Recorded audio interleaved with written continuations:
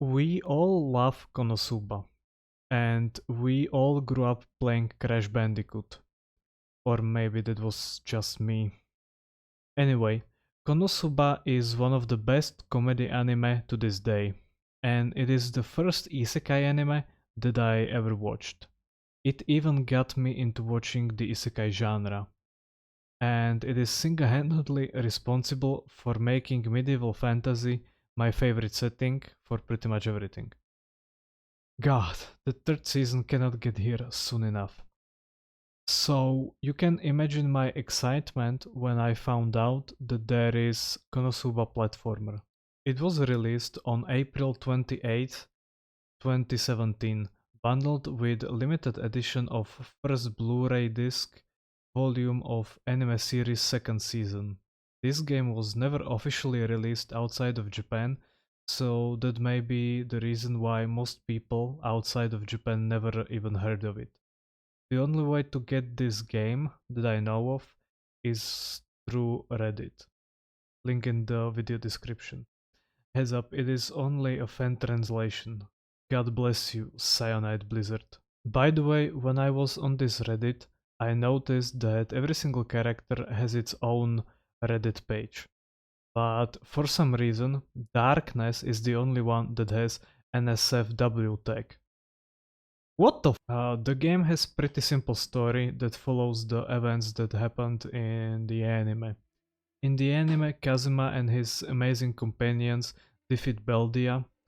In this game, he gets resurrected and mind controls those said companions. So it is completely up to you to save the town from those super powerful.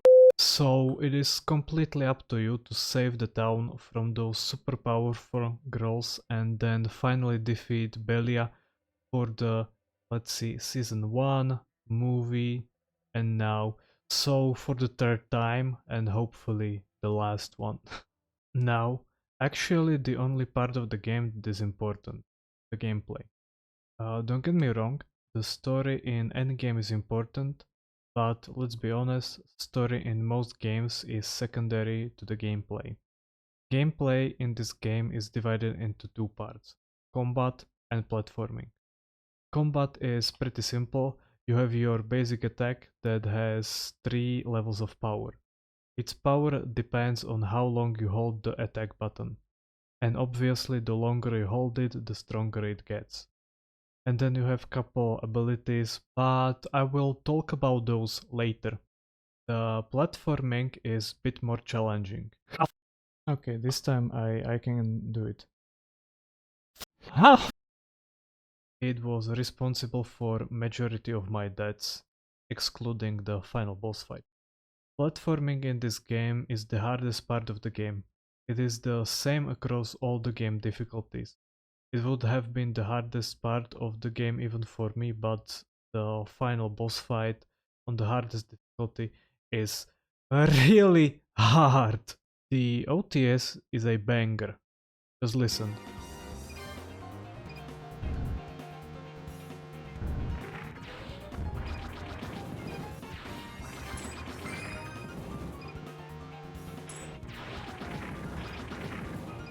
It is unnecessary good for a game of this size. Shame that the sound of charging your super attack is super annoying. And since I am playing on the hardest difficulty, I hear that sound constantly. So for the sake of my sanity, I decided to turn off the sound completely. After finishing the introduction level, you have the option to choose your next one. You can choose between Aqua, Megumin, and Darkness. Each of them has its unique level design and the enemies you fight. The game is made so you save them in this order, but feel free to choose whatever order you want. But here's a pro tip. Choose Aqua as your first victim. After defeating each of them, you gain their ability. And Aqua's ability is very helpful in the following platforming sessions. It's an AoE ability that does a lot of damage. Megumin's ability is her iconic explosion! It does ton of damage to one spot. And Darkness ability turns incoming damage into heals, very crucial on the hardest difficulty. I used it to parry some unavoidable damage. I don't think I would have beaten the game without it. Then you can buy additional abilities in the shop in between each levels. I didn't find those that useful, but you can upgrade them.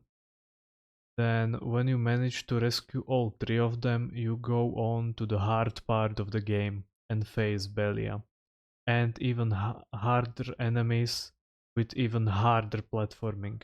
In addition to buying abilities at the guild, you can buy HP and MP potions and take up some quests. Some of those quests are simple, like killing certain number of enemies. The others, I have no idea. That fan translation does not include the translations of the quest, unfortunately. But I did manage to figure out one. After obtaining Megumin's ability, you can go back into the intro level and use that spell on the castle in the background, just like in the anime.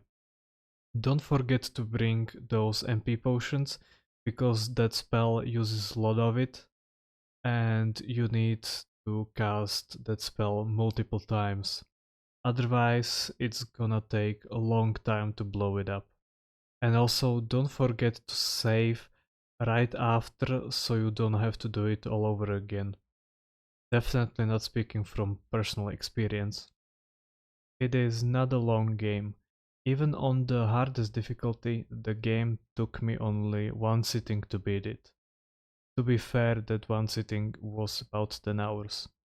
I suck with platforming though, so person who can do platforming should have less trouble than me. Using my inaccurate guessing skill, my guess is that on the normal difficulty it should only take like 3 hours to beat. Thank you so much for watching. This video did not take me a month to make, so hopefully I'm getting better with editing. But still, I put a lot of effort to it, so I hope you enjoyed it.